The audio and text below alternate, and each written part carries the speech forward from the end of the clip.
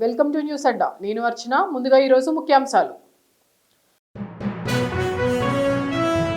కవిత BRS అనబోయి BJP అన్నట్లుగా ఉంది Telangana BJP అధ్యక్షుడు. ఆల్కసుమాన్ రిమాండ్ రిపోర్ట్లో ఏముందంటే, సెంటిమెంట్ను వాడుకొని ఇంకా ఎన్ని రోజులు రాజకీయం చేస్తారు, సిగ్గుండాలి. కేసీఆర్ పై కడియం శ్రీహరి ఘాటు వ్యాఖ్య. దానం నాగేందర్ పై అనర్హత వేటు పడడం ఖాయం, పాడి కౌశిక్ రెడ్డి. తెలంగాణలో ఉచిత బస్సు ప్రయాణం, త్వరలో మహాలక్ష్మి స్మార్ట్ కార్డు. వివరాల్లోకి వెళ్తే, మే నెల మొదటి వారంలో తమ పార్టీని ప్రకటిస్తామని తెలిపిన తెలంగాణ జాగృతి అధ్యక్షురాలు కల్వకుంట్ల కవిత వ్యాఖ్యలపై తెలంగాణ బీజేపీ అధ్యక్షుడు రామచంద్రరావు స్పందించారు. తెలంగాణలో బీజేపీ భూస్థాపితం అవుతుందని చేసిన వ్యాఖ్యలపై ఆయన విమర్శలు గుప్పించారు. కవిత బీఆర్ఎస్ అనబోయి బీజేపీ అన్నట్లుగా ఉంది ఆయన వ్యాఖ్యానించారు.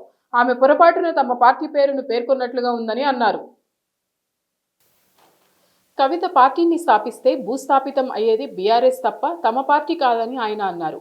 గత లోక్సభ ఎన్నికల్లో కవిత ఏ పార్టీ నుంచి ఓడిపోయారు, ఎవరి చేతిలో ఓడిపోయారో ఒకసారి గుర్తు తెచ్చుకోవాలని అన్నారు. మున్సిపల్ ఎన్నికల్లో తమ పార్టీకి ఓట్ల శాతం పెరిగిందని రామచంద్రరావు అన్నారు. కాగా ఈరోజు ఛత్రపతి శివాజీ మహారాజ్ జయంతి సందర్భంగా హైదరాబాద్లోని బీజేపీ రాష్ట్ర కార్యాలయంలో ఘనంగా వేడుకలు నిర్వహించారు. శివాజీ దేశం కోసం, ధర్మం కోసం మొఘలులతో పోరాడారని అన్నారు. ఆయన తన హయాంలో అనేక సంస్కరణలు తీసుకొచ్చారని అన్నారు. మంత్రి వివేక్ కాన్వాయ్పై దాడి కేసులో మాజీ ఎమ్మెల్యే బీఆర్ఎస్ నేత బాల్క సుమన్కు first class additional junior civil judge 14 రోజులు రిమాండ్ విధించిన సంగతి తెలిసిందే. ఈ క్రమంలో ఆయనను ఆదిలాబాద్ జైలుకు తరలించారు. ఈ కేసు డైరీలోని వివరాల ప్రకారం బాల్క సుమన్ A1గా ఉన్నారు. ఆయనతో పాటు మూల రాజిరెడ్డి A2, దోమకొండ అనిల్ A4, మామిడి లక్ష్మీకాంత్ A8లను అరెస్ట్ చేశారు.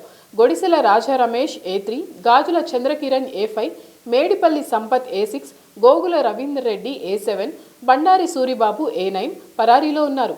కోర్టుకు ఇచ్చిన రిమాండ్ రిపోర్టులో బాల్క సుమన్పై మొత్తం 11 కేసులున్నట్లు పోలీసులు వెల్లడించారు. వీళ్లను అరెస్ట్ చేయకపోతే మరిన్ని నేరాలకు పాల్పడే అవకాశం ఉందని, శాంతి భద్రతలను ఉల్లంఘించే ప్రమాదం ఉందని న్యాయమూర్తికి తెలిపారు. నిందితులు రాజకీయ నేపథ్యం కలిగిన వారని, సాక్ష్యాలను తారుమారు చేయవచ్చని, సాక్షులను ప్రభావితం చేయవచ్చని పోలీసులు ఆందోళన వ్యక్తం చేశారు. అందువల్లే అరెస్టులు చేశామని పేర్కొన్నారు. తెలంగాణ సెంటిమెంట్ను వాడుకొని ఇంకా ఎన్ని రోజులు రాజకీయం చేస్తారని మాజీ ముఖ్యమంత్రి బీఆర్ఎస్ అధినేత కేసీఆర్ పై స్టేషన్ గన్పూర్ ఎమ్మెల్యే కడియం శ్రీహరి తీవ్ర ఆగ్రహం వ్యక్తం చేశారు. కళ్యాణ లక్ష్మి, షాదీ ముబారక్ చెక్కుల పంపిణీ కార్యక్రమంలో పాల్గొన్న ఆయన మాట్లాడుతూ, దేశానికి జాతిపిత ఒకరేనని, అది మహాత్మా గాంధీ అని అన్నారు. తెలంగాణ ఎవరి జాగీరు కాదని మండిపడ్డారు. తెలంగాణ ఉద్యమంలో ప్రతి ఒక్కరూ పాల్గొన్నారని పేర్కొన్నారు. తెలంగాణ రాష్ట్రానికి కేసీఆర్ జాతిపిత ఎలా అయ్యారని ప్రశ్నించారు. జాతిపిత అని చెప్పుకోవడానికి సిగ్గుండాలని ఘాటు వ్యాఖ్యలు చేశారు. జాతిపిత అయితే ప్రజల్లోకి వచ్చి సమస్యలపై ఎందుకు స్పందించడం లేదని నిలదీశారు. కేసీఆర్ తన హయాంలో అవకతవకలు, అక్రమాలు చేసి కుంభకోణాలలో ఇరుక్కున్నారని ధ్వజమెత్తారు. కాళేశ్వరం ప్రాజెక్టును నిర్మిస్తే అది కూలిపోయిందని, రాష్ట్రాన్ని దివాలా తీయించారని అన్నారు. ప్రజలు అధికారం నుంచి దింపినా వారికి ఇంకా అహంకారం తగ్గలేదని విమర్శించారు. బీఆర్ఎస్ తరపున గెలుపొంది పార్టీ ఫిరాయించిన ఎమ్మెల్యే దానం నాగేందర్పై అసెంబ్లీ స్పీకర్ గడ్డం ప్రసాద్ ఖచ్చితంగా అనర్హత వేటు వేస్తారనే నమ్మకం తమకు ఉందని బీఆర్ఎస్ ఎమ్మెల్యే పాడి కౌశిక్ రెడ్డి అన్నారు. దానం నాగేందర్ పార్టీ మారారని నిరూపించే అన్ని ఆధారాలను స్పీకర్కు తాము అందజేశామని తెలిపారు. దానంపై వేటు వేసేందుకు ఇంతకంటే ఏమీ అవసరం లేదని చెప్పారు. 2024 మార్చి 15న దీపాదాస్ మున్షి, రేవంత్ రెడ్డి సమక్షంలో దానం నాగేందర్ కాంగ్రెస్ పార్టీ కండువా కప్పుకున్నారని, ఆ పార్టీలో చేరారని తెలిపారు. 2024 మార్చి 21న కాంగ్రెస్ పార్టీ విడుదల చేసిన ఎంపీ అభ్యర్థుల జాబితాలో సికింద్రాబాద్ అభ్యర్థిగా దానం నాగేందర్ పేరును ప్రకటించారని అన్నారు. కాంగ్రెస్ నుంచి పోటీ చేసిన దానం 4.29 లక్షల ఓట్లు పొందారని చెప్పారు.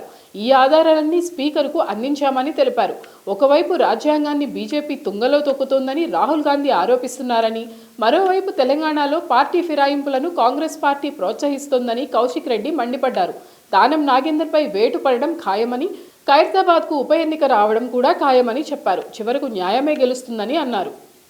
తెలంగాణ ప్రభుత్వం ఆర్టీసీ బస్సులలో మహిళలకు ఉచిత ప్రయాణాన్ని మరింత సులభతరం చేయడానికి మహాలక్ష్మి స్మార్ట్ కార్డులను ప్రవేశపెడుతుంది. ఈ మేరకు స్మార్ట్ కార్డులను త్వరగా సిద్ధం చేయాలని ఆర్టీసీని ప్రభుత్వం ఆదేశించింది. జూన్ 2వ తేదీ నుంచి స్మార్ట్ కార్డులను ఇవ్వనున్నారని తెలుస్తోంది. స్మార్ట్ కార్డులు వస్తే మహిళలు ఆధార్ కార్డులు వెంట తీసుకువెళ్లాల్సిన అవసరం ఉండదు. రాష్ట్ర బడ్జెట్ సన్నాహక సమావేశాల్లో భాగంగా ఆర్థిక శాఖ మంత్రి మల్లు భట్టి విక్రమార్క, సచివాలయంలో రవాణా శాఖ మంత్రి పొన్నం ప్రభాకర్, ఆర్టీసీ ఎండీ నాగిరెడ్డితో పాటు ఇతర అధికారులతో సమావేశం నిర్వహించారు. 2026-27 రాష్ట్ర బడ్జెట్లో ఆర్టీసీకి నిధుల కేటాయింపు ప్రతిపాదనలను ఎండీ నాగిరెడ్డి భట్టి విక్రమార్కకు వివరించారు. ఈ నేపథ్యంలో మహాలక్ష్మి ఉచిత ప్రయాణ స్మార్ట్ కార్డులను వీలైనంత త్వరగా మహిళలకు అందించాలని భట్టి విక్రమార్క ఆదేశించారు. స్మార్ట్ కార్డులకు సంబంధించి 3 డిజైన్లను ఉప ముఖ్యమంత్రి, రవాణా శాఖ మంత్రులకు ఎండీ నాగిరెడ్డి చూపించారు.